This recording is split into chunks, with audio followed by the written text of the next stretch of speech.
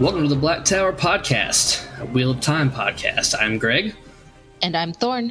And today, of course, we're going to talk about Robert Jordan's The Wheel of Time. Now, if you tuned in last week, you heard us begin discussing the outlying cultures in the world of The Wheel of Time. And we had started discussing the Seanchan, and I think we are going to revisit that culture this week and continue to discuss some things that we didn't get to go quite as in depth on last week. But as always, we've got a bit of a spoiler warning here. So, Thorne? This podcast will contain spoilers for Robert Jordan's The Wheel of Time. If you have not read Robert Jordan's The Wheel of Time, please stop here. And I will reinforce that by saying the whole thing. The whole thing. Okay. So this week, we're talking about the one power in Seanchan specifically, because that is a huge part that we did not.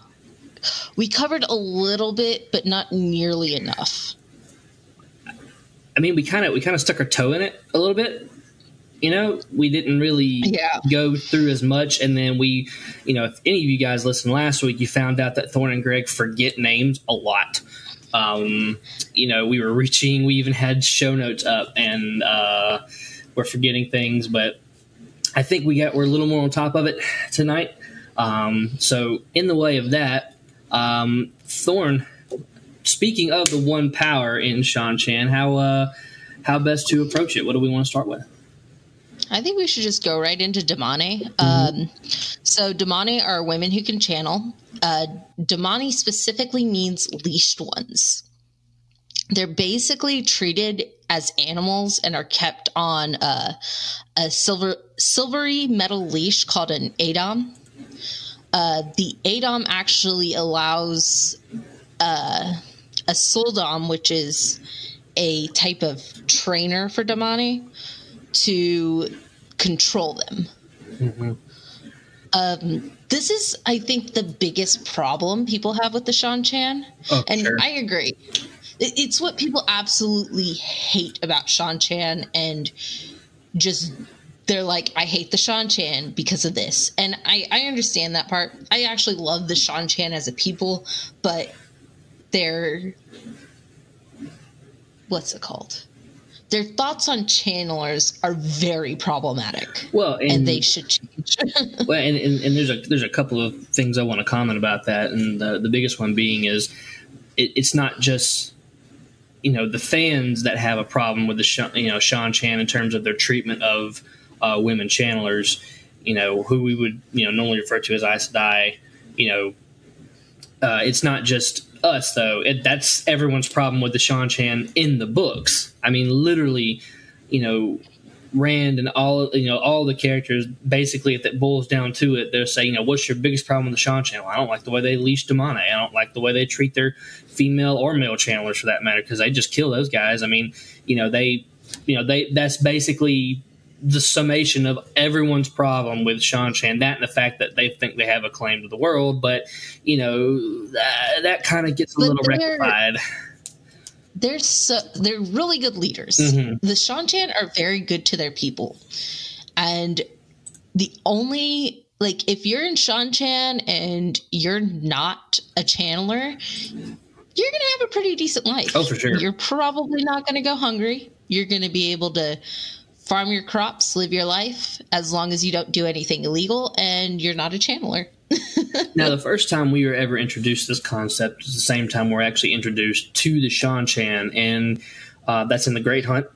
Now, more specifically, again, spoilers for the whole series, so if you're only an eye of the world, what are you doing here? But the thing with the Seanchan and Great Hunt, for example, what vilifies them so quickly is the fact that, Dark Friends, Black Aja Aes Sedai basically turn over Egwene and Nynaeve and Elaine and Min, which a couple of them do get away, but a couple of them are captured and leashed. I think that only Egwene is captured. I thought all four of them went. Well, okay, so I know Min got away, and I know Elaine got away. All four of them left. Egwene was immediately caught on a leash.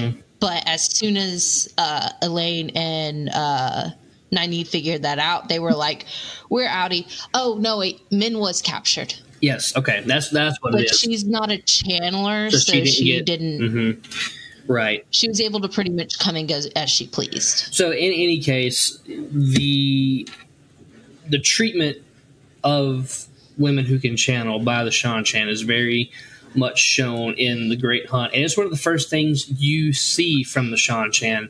So obviously, it's one of the things that sticks. It definitely sticks, and it leaves a mark. We see Egwene get captured, and Min as well. But like we said, Min's not a channeler. She was on Aes Sedai, so she was not leashed.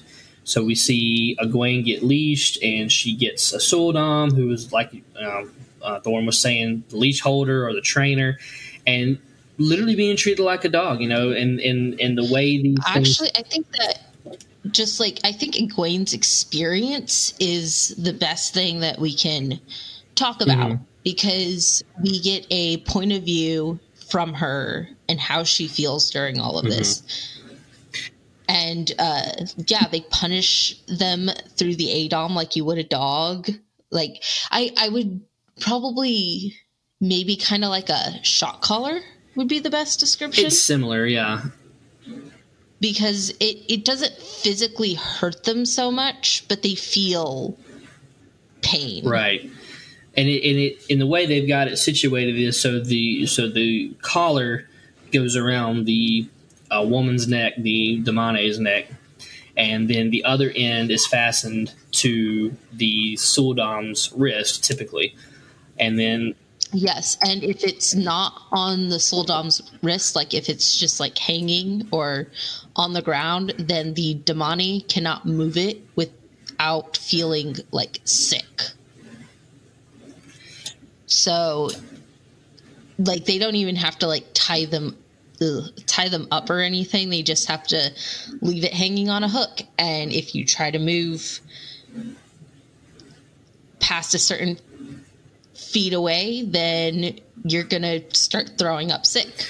Yeah, and that was very, very vividly shown with Egwene whenever she would try to move around when she was, because all her Suldam would do is literally just hang the other end of the ADOM on a peg by the door, and if Egwene went or did anything that she wasn't supposed to, then it's like Thorne just said, she would get sick, she would feel terrible, it would have an adverse effect on her. And then another thing about another adverse effect of the ADOM is if Damane are not allowed to use weapons against themselves or against their Suldam, and if they think of anything as a weapon, then it will cause them to be unable to even touch it. Like, there's a part where Egwene thinks about using a water vase to knock her Suldam over the head with, and she wasn't able to touch it for a long time afterwards because of it. Needless to say, whoever actually invented the ADOM was super sadistic and super thorough. Yes. And like we said, this is the main thing that puts a bad taste in people's mouth for the Seanchan, because it did the same with me. The more I learned about their culture, the more I liked them as a whole, but I have to kind of be in line with everybody else where I say, that's the one part of the Seanchan I cannot, I don't like that. I don't like it at all. And, and it's... The worst part about the collars is that, like, if you haven't read the book, then you might be thinking, like, why not just take off the collar? There has to be a way to put it on, so you have to be able to take it off. But Damane cannot even touch the button to release it on their collar without, again, feeling pain and sickness.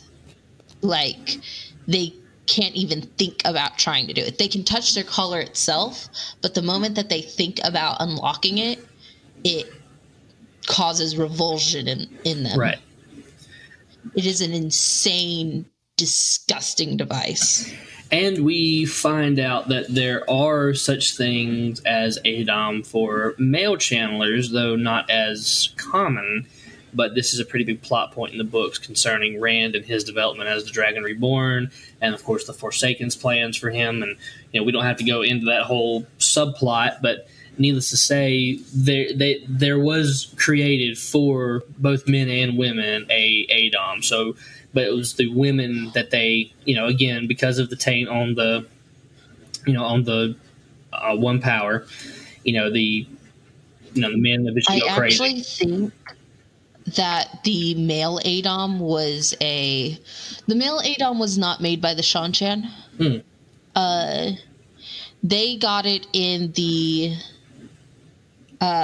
palace when they were looking for Leandrin. Afterwards, there was a palace that they went to, and that's where it was. They didn't know what it was. It was just like on display. And I think Nynaeve ended up stealing it because she felt like it was evil. And later they tried to get Eginin to throw it into the ocean, and that's how the Seanchan got a hold of it. Right. But I think at the same time, whoever initially created the ADOM, because we assume that the Seanchan created the ADOM, especially for the women. So if the Seanchan themselves didn't create it for men, then it was at least the Seanchan's design that was adapted. So the Seanchan are still kind of responsible for its creation, because someone looked at what they were doing with the Damani, and said, aha, well, I wonder if we can do that with men too. Probably. Let's try it.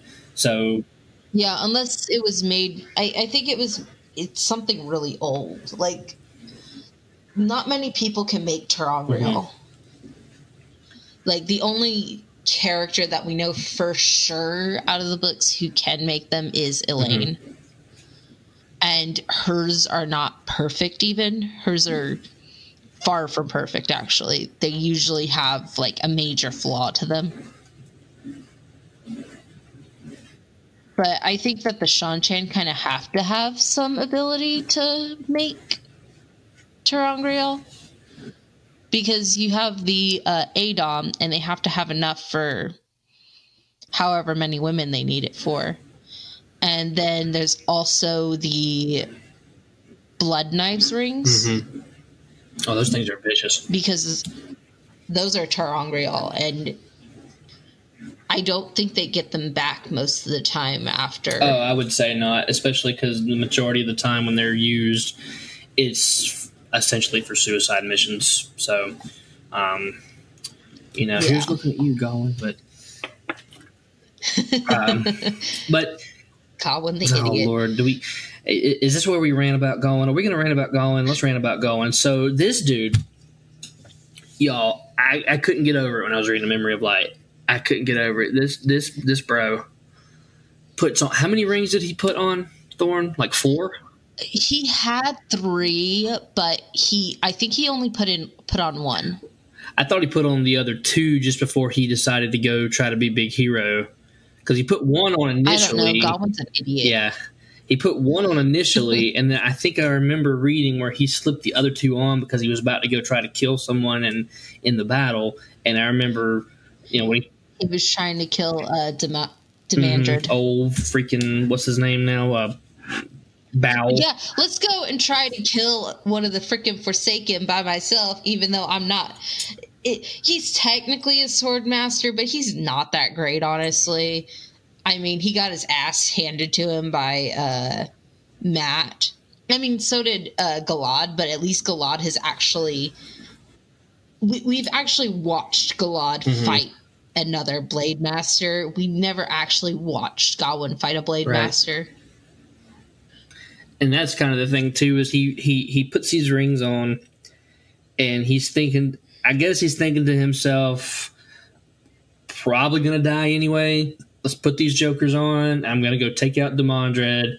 And Demandred... I think his original plan was to assassinate Demandred. But, of course, he fucked that up. Well, he gets out there, and Demandred's like, ha, that's cute. You think I couldn't find you? He's just up there bell firing everything. And then Gawain shows up, and he's just like, oh, look. The idiot. And I was like, well, we agree on something, Demandred. But in any case, the Seanchan have... And Gawain's stupidity does not just affect him. I mean, like, his death caused issues for Egwene, and then Galad, feeling like he needed to avenge his brother, tried to go after Demandred too and lost a hand.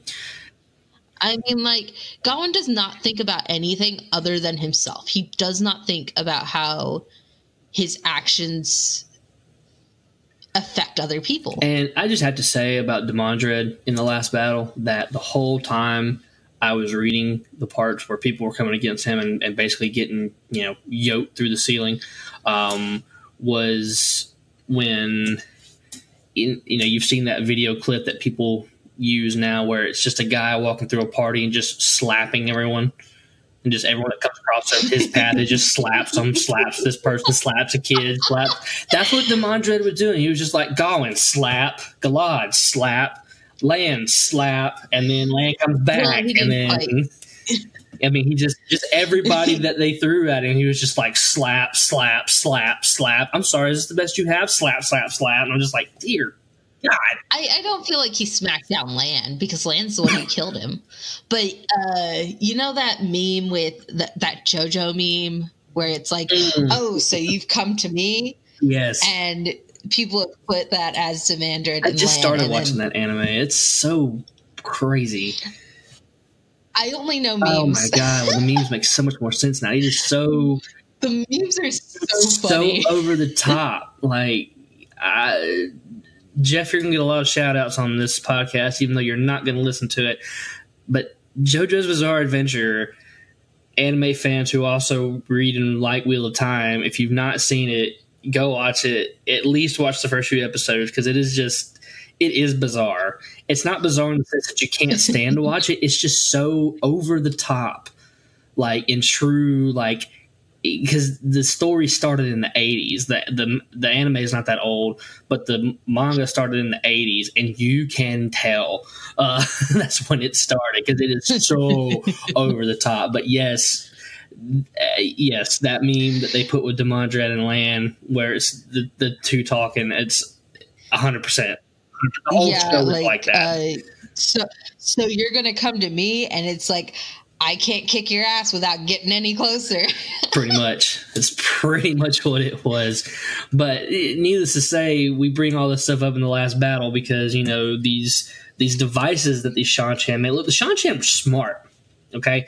These guys have all kind of weapons, all kind of creatures that nobody else uses. They just show up unannounced, and they just start kicking tail all over the place. And honestly, I have to kind of applaud them on their planning and their ingenuity, even if I don't like the way they used it. Like, the ADOM, like, definitely don't like that. Don't like the ADOM. And then come to find out, though, interesting piece of information here about the Seanchan that everyone knows is a major plot point in the series later, is that the Suldam are also at least a little bit... they can at least have a little bit of ability to channel. So basically... Well, what it is not that they have that. Okay, there's two types of women in the books who can channel. There's women who have the innate ability, like Egwene and Nynaeve, and I think Elaine also, who are born with the ability and that they're going to channel regardless whether they want to or not. And then there's a second time who are women who can learn to channel. And that's also our difference between Damane and Suldam. Damane are women who have the innate ability and are going to channel regardless. And Suldam are women who can learn to channel, and that's how they're able to use the ADOM. Boom, there it is.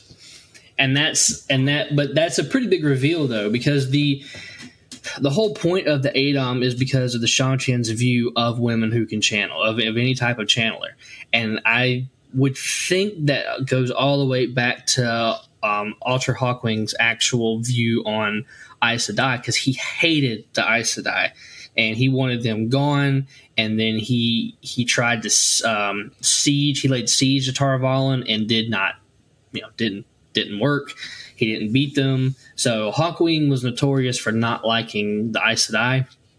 And I'm pretty sure that hatred. And I'm sure that passed on to his son. And then when they found out, more than likely what happened was then they found out they had women channelers. Instead of casting them out or letting them make their own order or whatever, they just decided to subdue them. And at first it was probably in the name of security and protection, and then they learned they could use these women as weapons. So essentially the demone have multiple uses, but they are mostly used as weapons, and they send them ahead of. That's because the weaves for destruction weaves are a lot easier to learn. And with other things, they have to kind of have the talent for it. Like there's one demone that Tuon has that we talked about last week who can do fortune telling. Right. And then whenever they found out that Egwene could sense ore, they don't use those demone for fighting because they're pretty valuable. Finding ore is valuable. I think the majority of them are used for fighting because it's easier. Yes. But when they do, you're right. When they do find other uses for the demone, they'll say, "Hey, let's put her aside because we need her to go over here and see if we can find something to mine or whatever their talent is." But in discussing all of this, about the Sul'dam having some ability to channel in one capacity or the other, it kind of lends itself to the idea that in order for an ADOM to work, you have to have a channeler on each end of the ADOM, one that's being subservient to the other who also has an ability to channel. That's what it suggests to us anyway. Yes, that's exactly it. Although the way that Tuon puts it is that she chooses not to channel. Because just because somebody is using an ADOM doesn't mean that they have the ability to actually right. channel. Because there's a part where after Matt had kidnapped Tuon and was traveling with her in the menagerie, one of the Sul'dam actually full on started channeling. And that's when the Aes Sedai were like, you know what? We've got to train you so you are no longer a danger to yourself or other people. So it's not like it's not like they learn to channel just by using the ADOM, but there has to be that spark. And that kind of makes sense if you think about it, especially with the type of item that is. That somebody on each end would have maybe unknown ability, at least on one part, but there's a link of the power between the two through the ADOM to a degree. I feel like that really informs how it works. Now, as far as people who can't channel, non-channelers, these things don't do anything to them. There's no... Yeah, it's like a pretty piece of jewelry. Right, it has no effect on... neither men or women who can't channel. Although with men who can channel, it causes pain to both the demone and the channeler, I think. I can't remember if a male channeler gets harmed from touching it. I've got to Google this now. I think it does, especially because help me remember rightly, I want to say Rand may have touched one at some point. Isn't that what Cimarog put around his neck?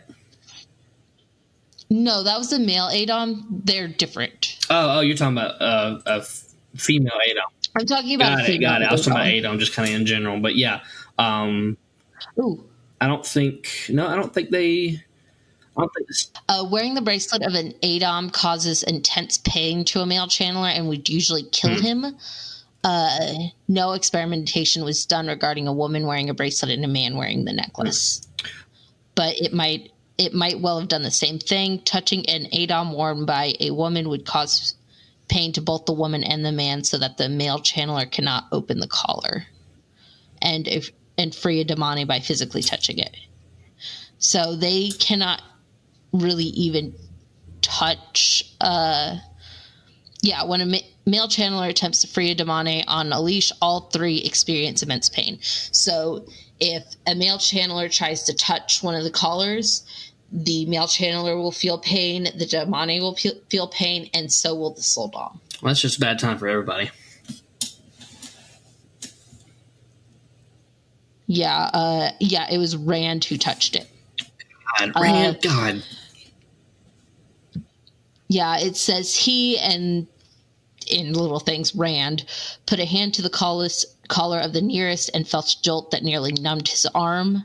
For an instant, the voice shifted and sighting raged through him like a snowstorm 1,000-fold. The Damani's short yellow hair flailed as she convulsed at his touch. So it's more painful for the Damani, and the Sul'dam connected to her also gasped, her face going white, and it says they both would have fallen if not held by bonds of air. However, we see a non-channeling man free some Damani, Mr. Matt Coffin, and he's okay. So it more than likely, again, won't do anything to anyone who does not have any kind of, ability in the one power, either side. And actually, sometimes they play a game with men in Seanchan. It's like a cruel joke, and they'll have a man put on the bracelet and see if he has a reaction. And if he doesn't, it's no big deal. But if he does have a reaction, then he either dies from touching it, or he gets killed afterwards, because that pretty much confirms that he can channel. Pretty much.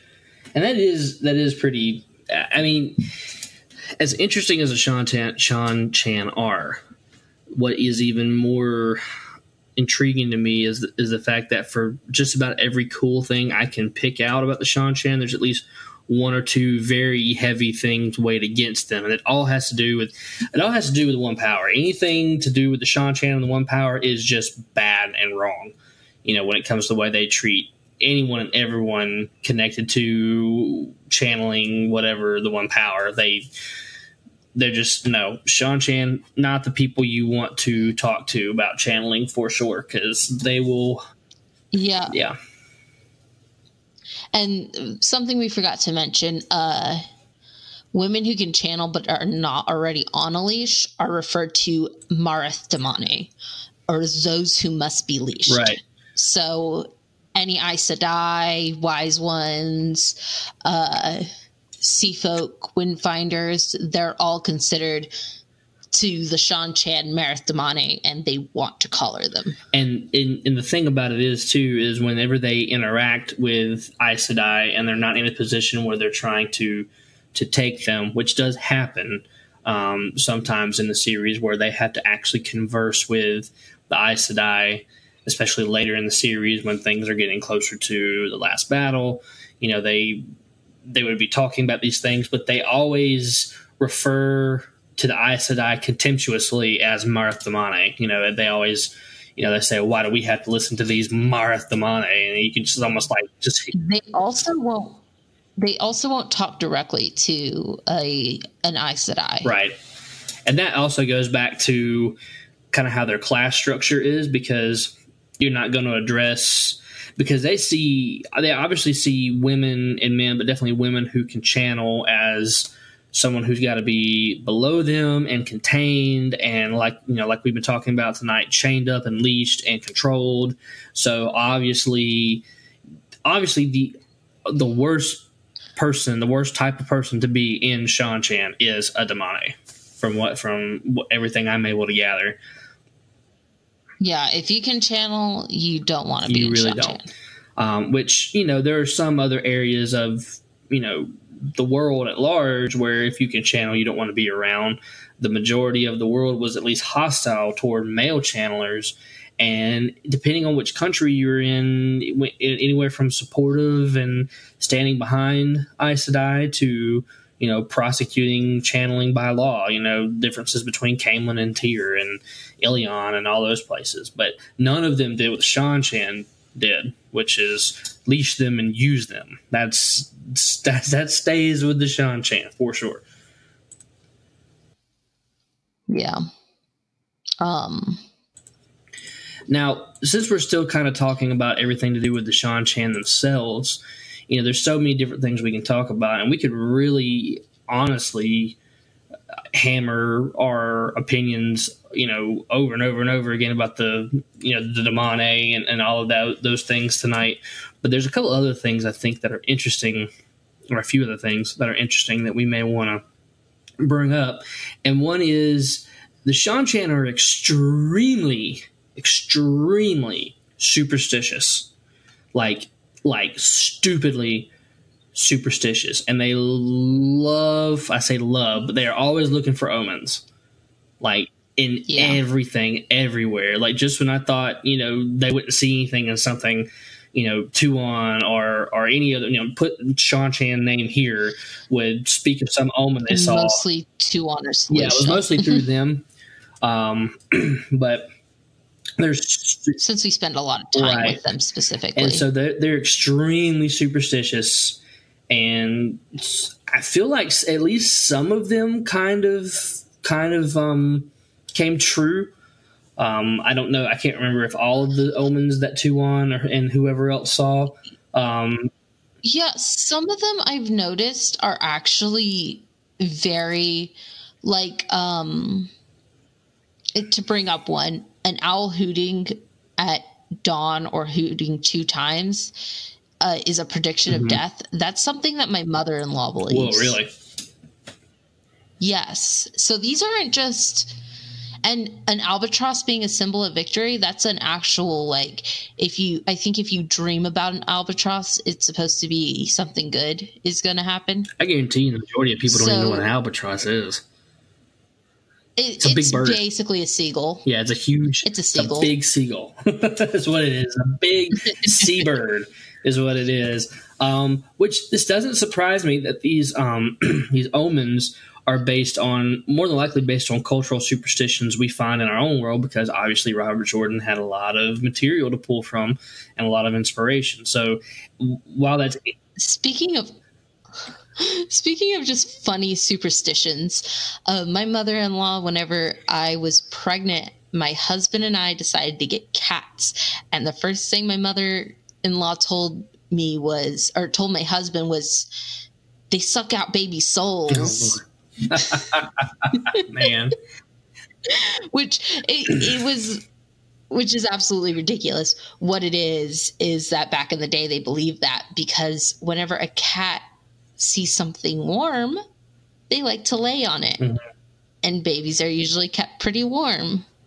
So most of the time, whenever babies would randomly die when somebody had a cat, it was because the cat was trying to get warm and accidentally suffocated the baby. So remember, always supervise baby pet playtime. Always. Doesn't matter how friendly your pet is. Always watch your kids. Especially if they're friendly. Because they don't know what they're doing. They just lay down and they're just like, yeah, this is a nice warm spot. And so just lay down. They don't mean it. Other ones we've got on here. So birds circling overhead more than once. Apparently that means a storm's coming. A bird entering in, a lot of birds on here. A lot of stuff with birds. A bird. I think that's mostly because the Seanchan are represented by birds, specifically being ravens. Fair.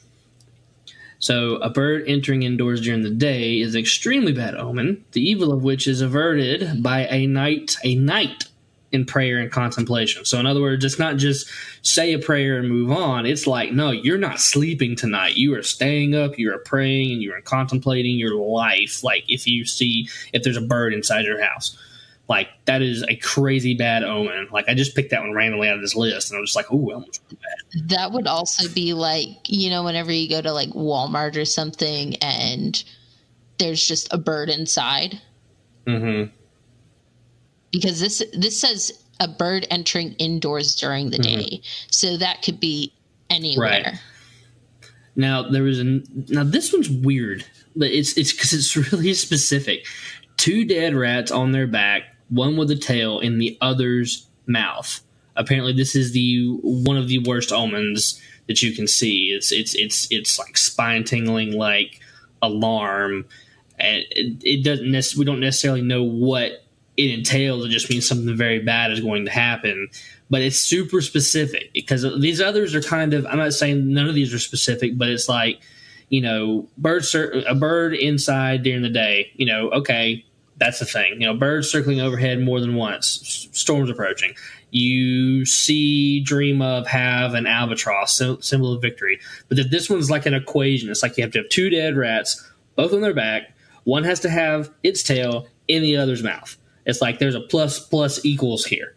And that one was just really, really, that was really weird to me. I think that if we had more Seanchan omens, we would have more that are that ridiculously specific.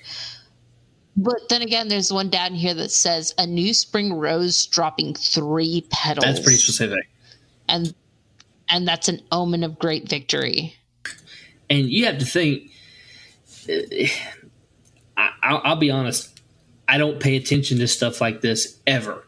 Like if there's an owl hooting at dawn or hooting 2 times, ooh, an owl, that's my reaction.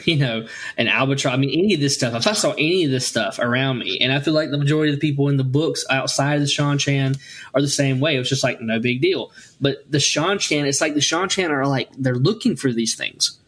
They're always watching. And we see Thorne. It's like every other, I won't say every other chapter, but every few encounters we have with Thorne in the books, she's talking about some omen that she saw.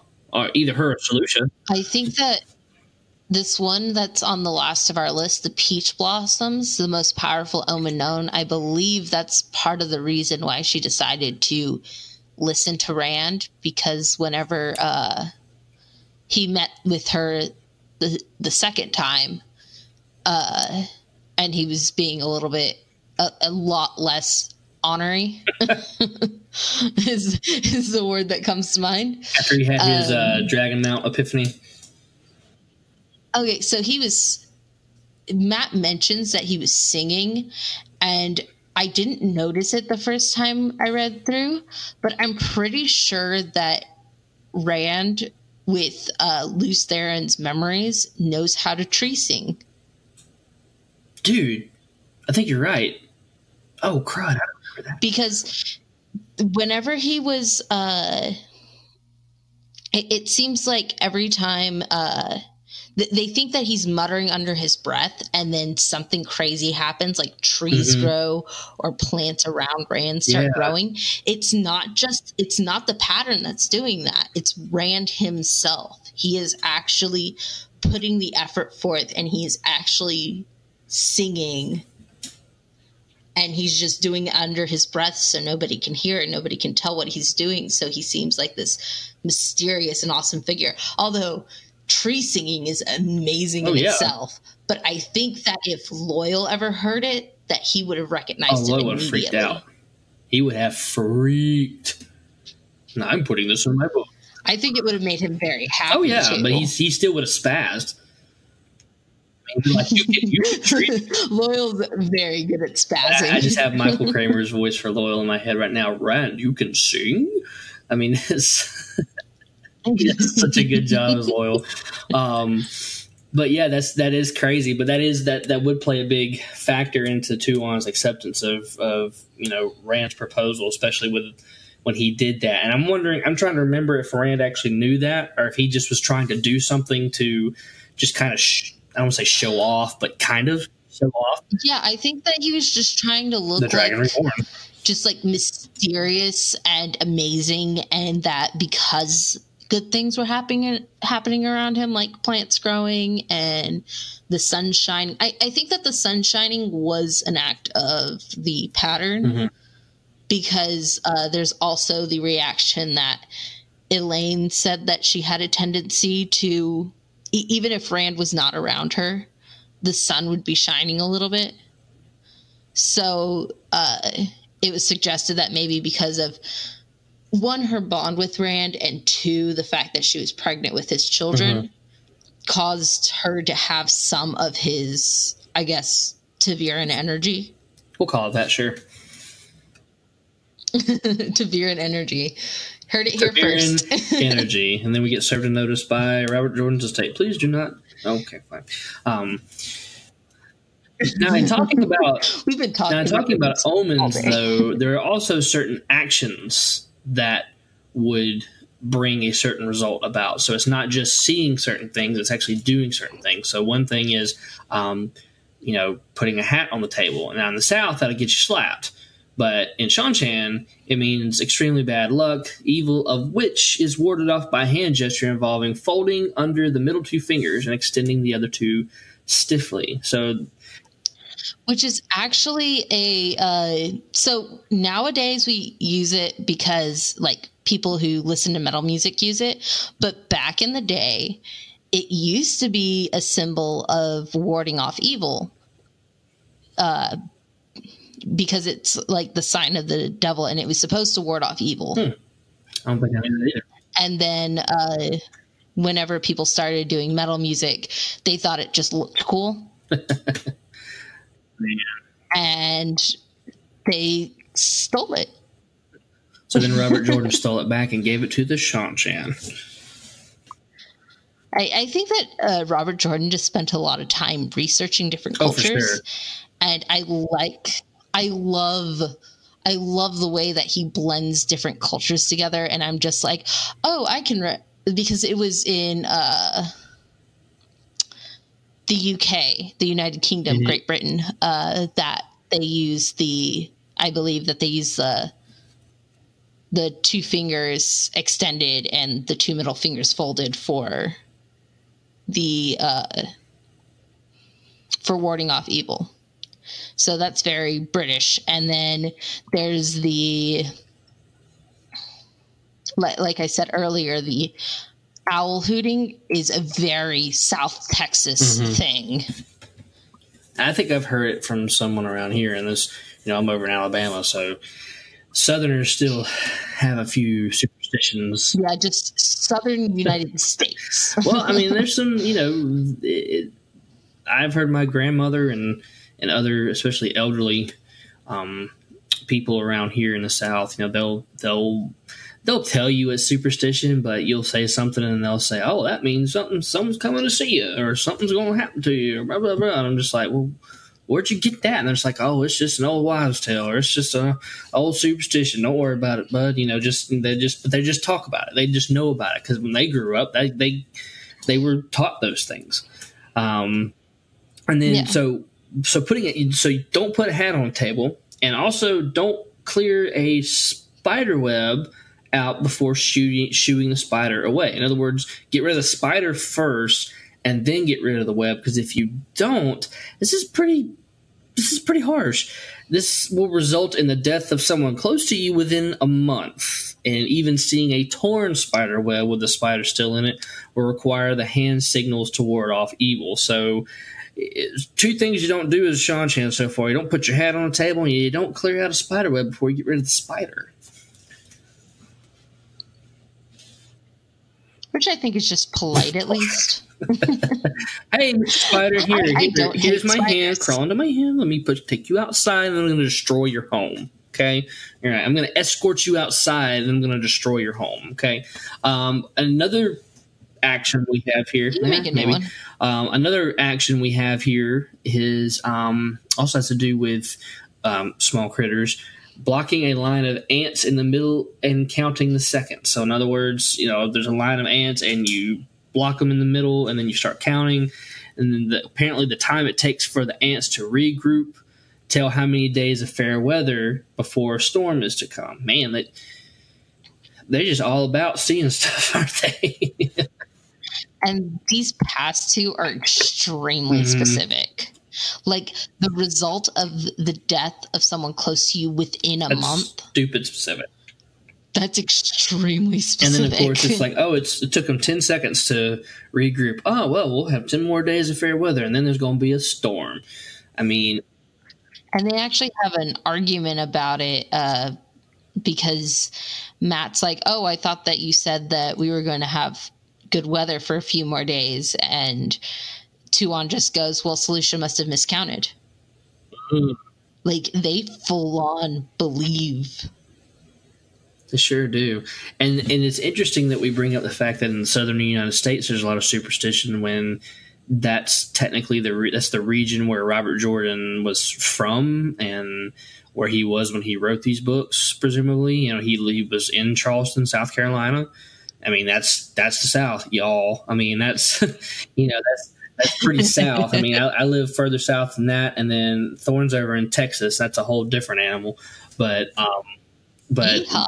Wow. Anyway, but the superstitions that we're discussing here, because we've seen some of these, and I want to say when I was reading some of the books and kind of coming across these omens and these superstitions, I had this thought in the back of my head, like I've heard that somewhere before. And sitting here discussing it now, I'm starting to think, more than likely it was because I probably heard my grandmother or another elderly person around here, say something like that, because that's the kind of stuff they were about. So, but transitioning to one final thing I think would be interesting to discuss, and we can briefly discuss it real quick, is we mentioned it last week a little bit, and then we briefly mentioned it already here on this episode tonight, but another unique thing about the Seanchan is the fact that they actually employ these very unique animals that they have on their continent. A lot of them, that we're about to go through a few of them, a lot of them are evolved forms of creatures brought back from parallel worlds via the portal stones during the first 1,000 years after the breaking of the world, which is pretty crazy. The first time we actually see any one of these creatures, I believe we see a Grom whenever Rand goes through the portal stone in the Great Hunt. Am I remembering that correctly, Thorne? Yes, I believe it was a Grom because Lanfear told Rand what they which were. But Lanfear at that time. Lanfear was at the time she was going by Selene. Which as soon as she showed up, I'm just going to be real. When she showed up in the book, I'm like, I don't trust her. Who's this chick? Like I don't trust her. Mysterious girl who appears in a portal stone and claims that she cannot channel. So different animals that the Seanchan use and they have for different things. The most common one we see is the Rockin. Now it's got trying to give you a mental picture. It's got a body that's it's considerably longer than a horse's. It's about equal in the horse's girth. It's got leathery gray skin. It's huge, powerful wings, and those wings look like kind of like a bat's wings. I think we actually talked about them a little bit last week. I think we talked about them a smidge, but I kind of want to go into a little bit more detail because there's a couple of different species of Rockin. Yeah, that's right. So kind of recapping on the general Rockin, while the Rockin is not used as a weapon, it's often will lash out sometimes with its tail in anger when it's perched on the ground. It normally crouches rather than standing erect, and stands erect only when alarmed or preparing to fly. They're omnivores, but they are content with eating nothing but plants. Now, the main thing that the Seanchan use these Rockin for are for scouting and or sending messages, and they can fly about 3 to 4 times the speed of a running horse. And they can actually be ridden up until the point that they die. So they're pretty versatile when it comes to getting you across long distances, and they're great for scouting missions and things like that. I mean, these are very much staples in especially with the Seanchan military. They very much depend on Rockin. Now, it doesn't say this, but they're also sometimes used for toe rockin', or I'm not sure if they have a separate section for toe rockin' here, but they're used for, no, they don't. They are used for carrying things, I think. They're a little bit bigger than regular rockin'. So a rockin' would be more like I'm trying to think of like a real world equivalent here. So a rockin' would be like a high flying type of like scout plane or like a helicopter. And then a tow rockin' would be more akin to a cargo plane. And they could hold people and or things. They were transport animals. That's basically what they were. They were like, basically beasts of burden for the sky, so to speak. And you would call the Seanchan pilot, if you will, of these animals a Morat Rockin'. and they about 3 out of 4 more out rocking are women. Which makes a lot of sense because women tend to be smaller than men. And for flying especially, you need as little weight as possible. So it does make a lot of sense. The lighter you are, the better you can navigate with a rockin'.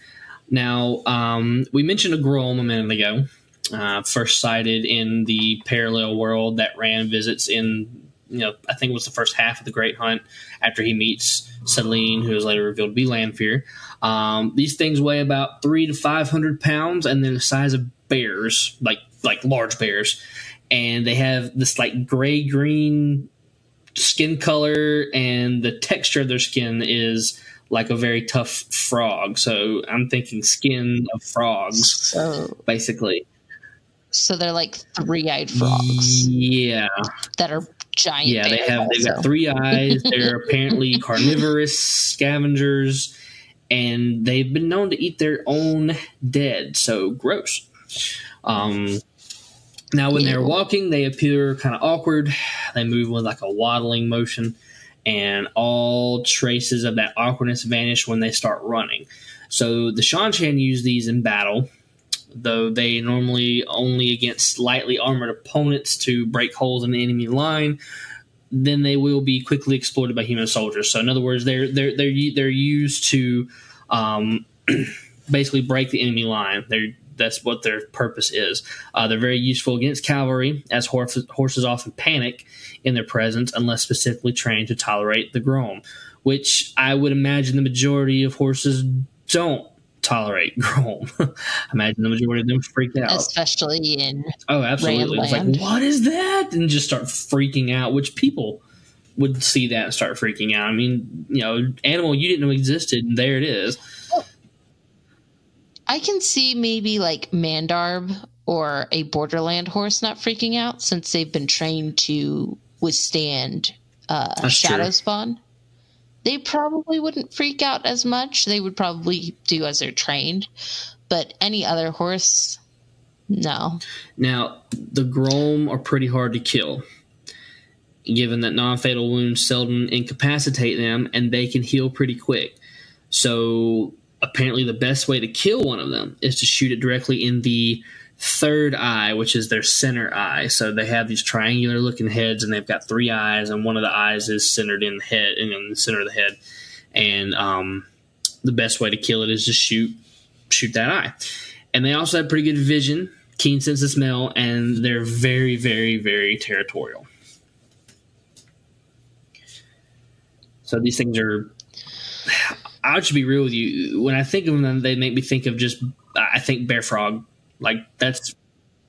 I'm thinking of just like a frog, but it's like really pissed off, and it's got its like throat thing just like out all the time.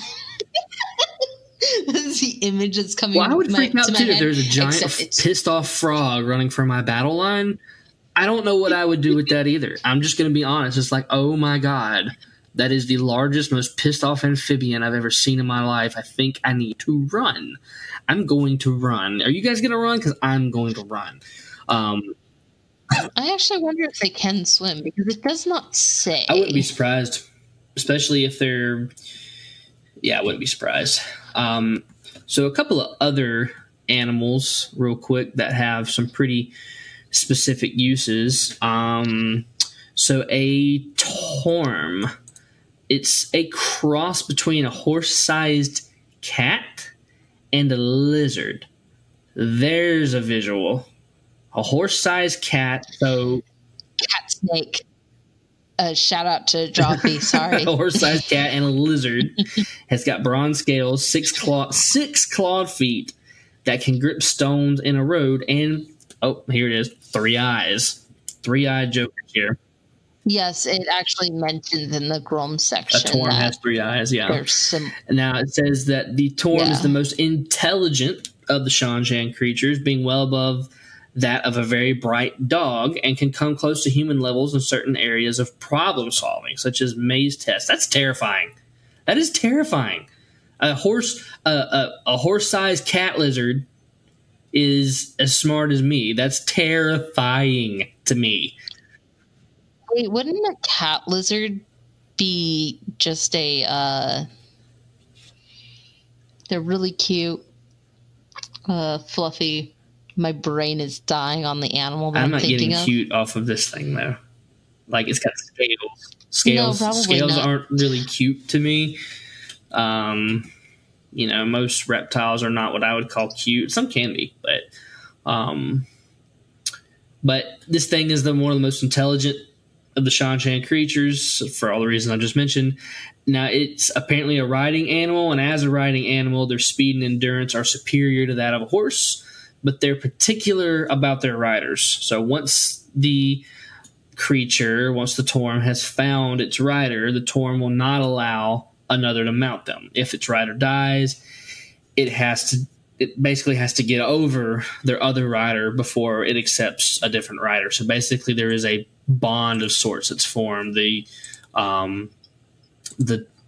Thorne actually bonds with a rider, and then when the rider is gone, goes, I guess, through a period of mourning, and then will select another rider. Now, if the Thorne actually can suffer from fighting frenzy if it's in battle for too long. It rarely turns on its rider during one of those times, but it will strike at anyone within reach. So in other words, when these things start going to a frenzy, it's not going to turn on their rider necessarily, but if another Seanchan soldier is in front of them or anyone is near them, they will lash out at them. They will also immediately attack any corum, which is an animal. It's like a large flightless bird. Honestly, it reminds me of like a weird looking penguin. But they will especially attack any of those within reach, making them additionally unsuitable for protracted combat. So they're not widely available. Actually, a corum is described similar to an ostrich. That's not much better. Although, did you know that you can ride ostriches? What?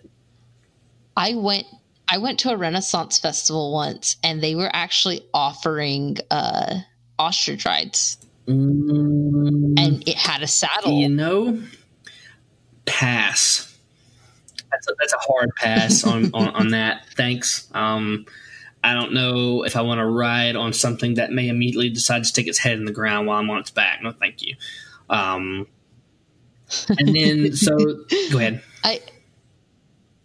I think you're thinking of do ostriches stick their head or in am I thinking of something different?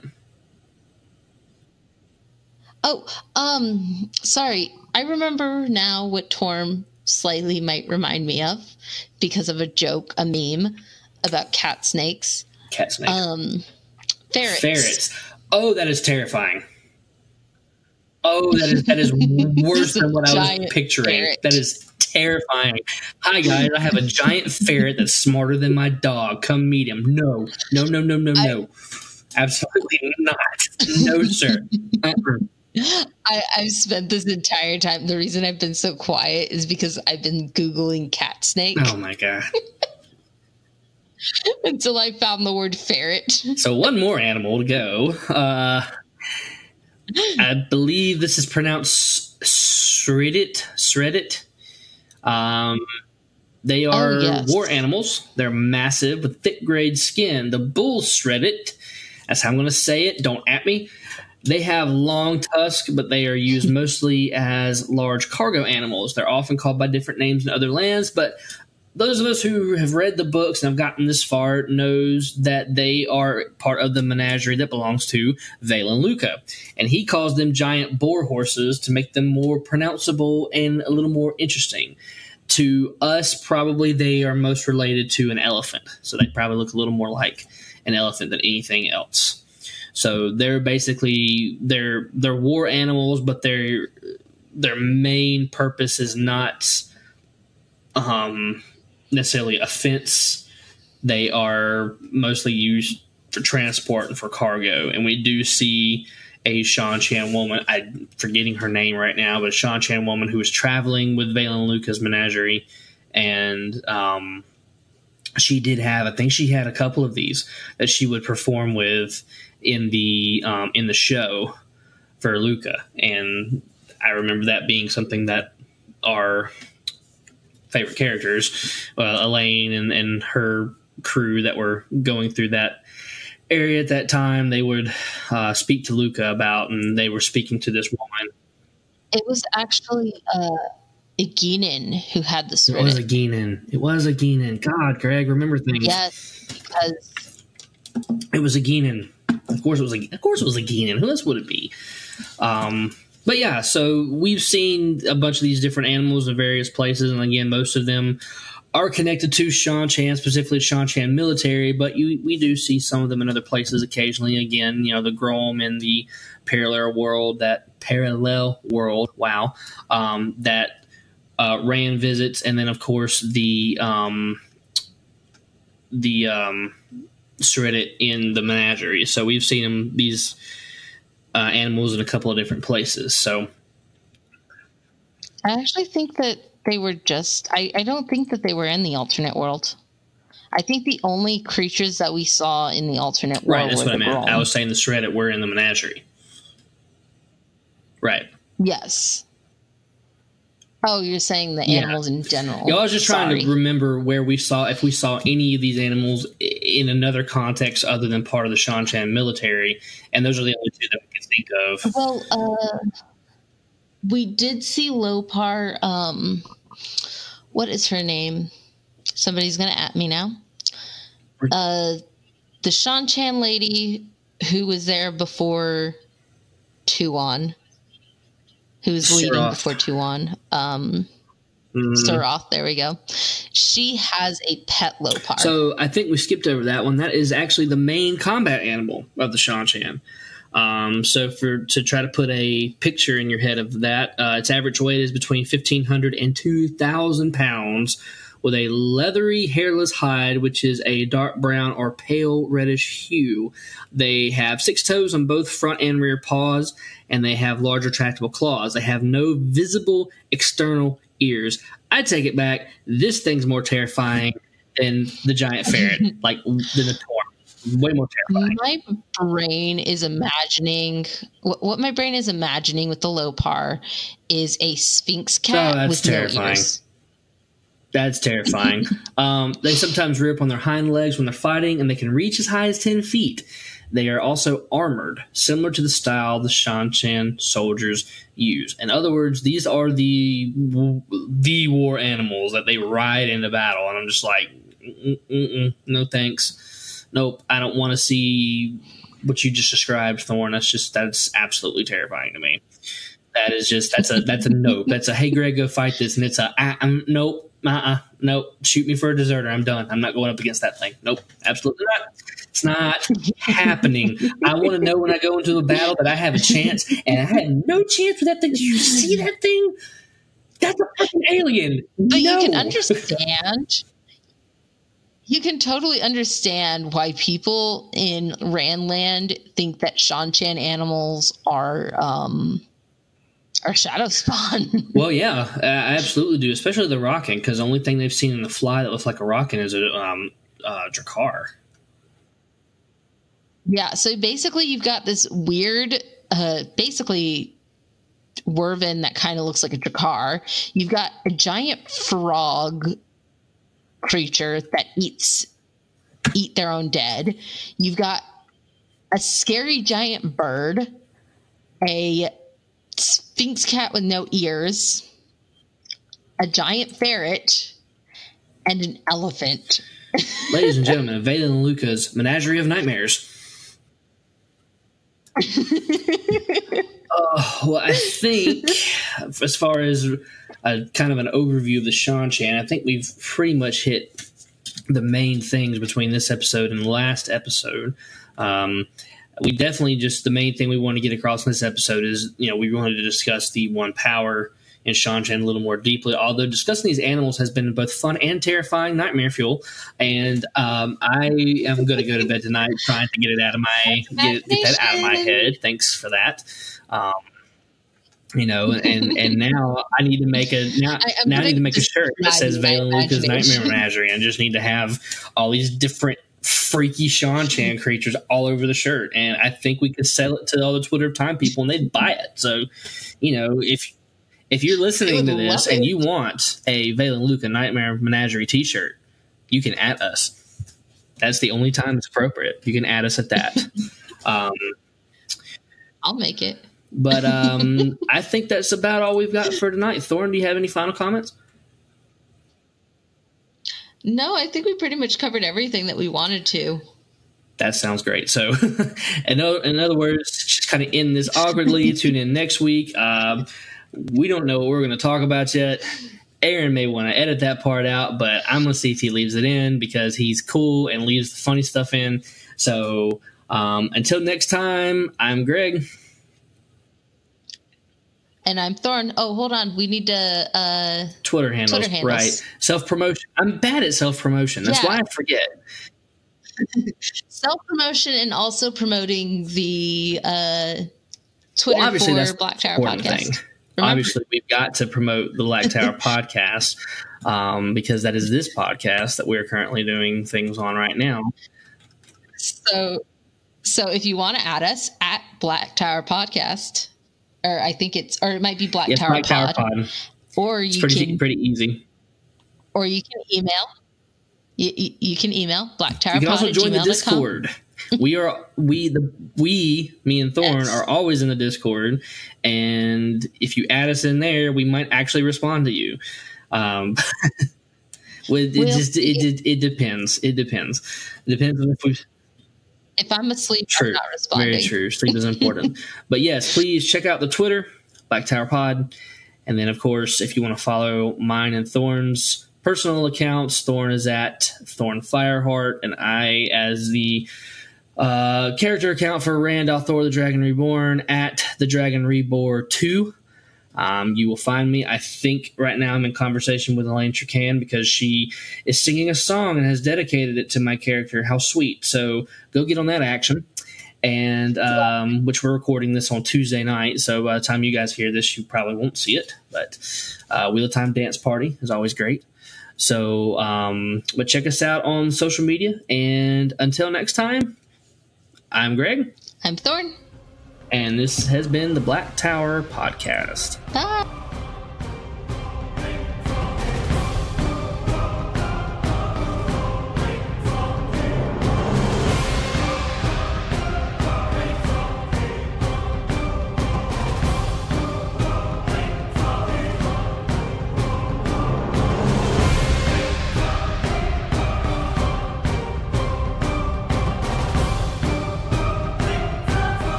Oh, shoot. I didn't prepare for this. From this point forward, there will be spoilers for the entire Wheel of Time. I'm sorry. My brain just... I should have prepared better. That's okay. I'm not good at winging things like this. We've got spoilers. Don't edit this out. Or Thorne's bad at this. I almost said my real name. It's all unraveling right here. We didn't even make it 2 episodes. Right here is where we can mark the death of our run on the Black Tower Podcast. Right here with a spoiler warning.